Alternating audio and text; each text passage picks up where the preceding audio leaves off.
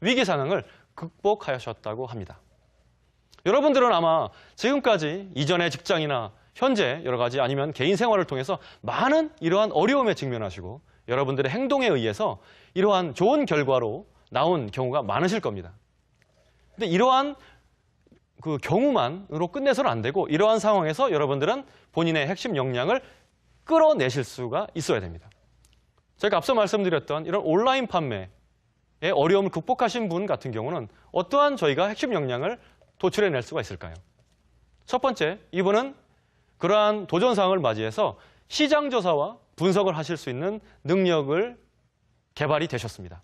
입증이 되신 거죠. 이분은 시장 분석과 시장 조사의 능력이 있으신 겁니다. 그리고 신규로 이러한 판촉물이나 또는 사무용품을 같이 온라인에서 자사 사이트에서 같이 판매할 수 있는 이러한 마케팅력과 이러한 기획력이 있으신 겁니다.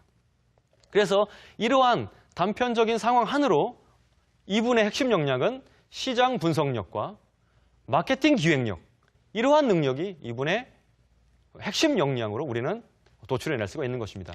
이러한 핵심 역량, 여러분들이 나중에 재취업을 위해서 이력서에 쓰실 때 또는 면접을 보실 때 저는 단순하게 저는 마케팅 기획 능력이 있습니다 라고 말을 하면 말에 대한 신뢰성이 떨어지게 되죠. 하지만 이러한 본인이 겪었던 상황들을 설명하면서 이러한 면에서 저는 시장 분석 능력과 마케팅 조사 능력이 충분히 역량이 있기 때문에 귀사에서 채용하고자 하는 직무에 적합합니다. 이렇게 말씀을 드리면 훨씬 더 면접관이나 채용 담당자들의 설득력이 훨씬 더 강하게 어필이 될 수 있으실 겁니다. 지금부터라도 모든 분들은 10년 전 또는 20년 전으로 기억을 거슬러 올라가십시오.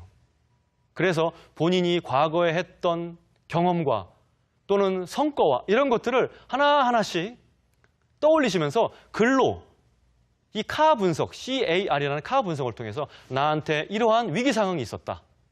그런데 나는 이러한 대처를 했다. A, 그다음에 R. 결과적으로 뭐 비용이 절감됐다거나 생산성이 향상됐다거나 그런 것을 수치적으로 나타내실 수 있는 이러한 카 분석을 통한 상황을 만드시고 그걸 통해서 여러분들의 핵심 역량을 하나씩 끄집어내어 보십시오. 이러한 것들은 재취업뿐만 아니라 창업을 하실 때 또는 여러 가지 노후를 준비하실 때도 매우 유용하게 활용하실 수가 있는 도구가 방법이 되겠습니다. 이러한 경력 목표 설정에 있어서 이런 카 분석을 통한 분석이 끝났다면 이제는 경력 방향을 설정하셔야 됩니다. 경력 방향은 역시 본인이 가장 자신 있는 분야가 무엇인지 그다음에 이러한 자신 있는 분야를 아셨다면 어떤 일을 종사하고 싶으신지를 아셔야 되겠죠. 그러니까 예를 들면 어떠한 분들은 사무실에서 가만히 앉아서 일하는 것을 선호하시는 분들이 계시고 어떠한 분들은 이러한 사무실에 가만히 앉아 계시면 너무 답답함을 느끼셔서 이러한 외부 활동이나 사람들을 만나서 하는 것을 훨씬 더 선호하는 분들이 계십니다. 그러면 이러한 각각의 자신 있는 분야를 파악이 되신다면 어떠한 분야에 종사하셔야 될지는 자연스럽게 도출이 되겠죠. 이러한 것을 파악하시고 그다음에 지난 시간에 말씀드렸던 경력 닷을 활용한 직업 가치, 본인의 선호하는 직업 가치관이 무엇인지가 파악되신다면 마지막으로 본인의 전문성만 도출이 되시면 이제는 본인의 경력 방향은 설정이 마무리되는 것입니다. 여러분들이 자신 있게 내세울 수 있는 전문성이 갖고 계십니까? 반드시 이제는 전문성이 필요하십니다. 경력자들의 재취업에 있어서 면접에 있어서 빠지지 않고 나타내는 그 질문 중에 하나가 면접관들이 하는 질문 중에 하나가 선생님은 어느 분야의 전문가십니까? 라는 질문이 있습니다. 그럴 때 여러분들은 당당하게 저는 이 분야의 전문가라고 자신 있게 말씀하실 수가 있으셔야 됩니다.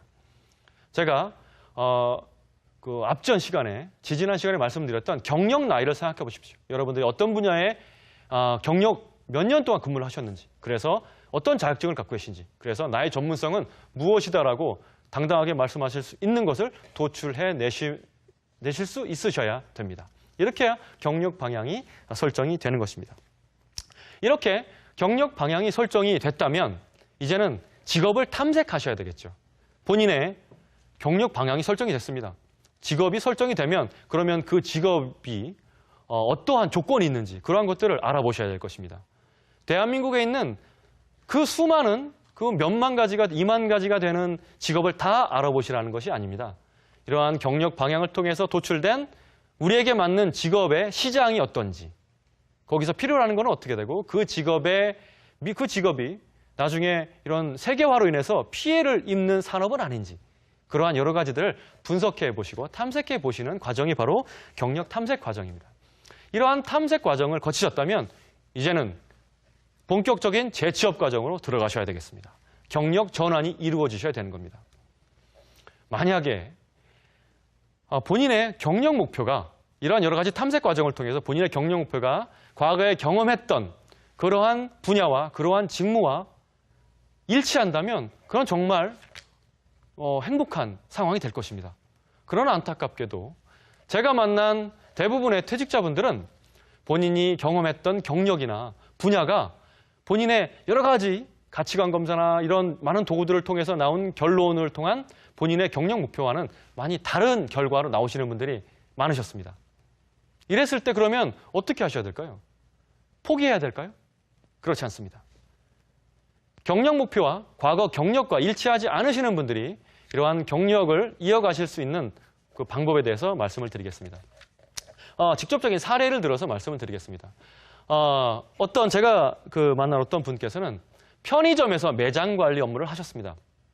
그런데 이분은 이렇게 여러 가지 진단이나 상담을 해본 결과 매장 관리라는 업무는 본인에게 너무나 잘 맞고 그러한 경력 목표로 설정이 되셨습니다. 그런데 이분은